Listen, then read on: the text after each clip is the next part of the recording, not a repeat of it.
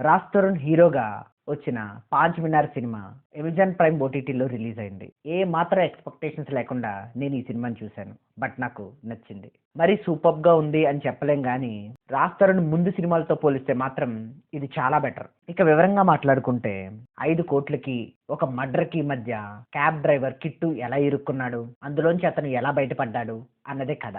కథ మరీ అంత స్ట్రాంగ్‌గా లేకపోయినా ఒక ఫ్లోలో ఫస్ట్ నుంచి లాస్ట్ వరకు ఎంగేజింగ్‌గా వెళ్ళిపోయింది. రాజ్ తరుణ్ కూడా ఇలాంటి ఒక కథను ఎంచుకొని ఒక్క ఫైట్ కూడా చేయకుండా కేవలం కామెడీతో నడిపించేశాడు. హీరోయిన్‌కి పెద్ద క్యారెక్టర్ లేదు. పోనీ గ్లామర్‌కి తీసుకున్నారంటే అది లేదు.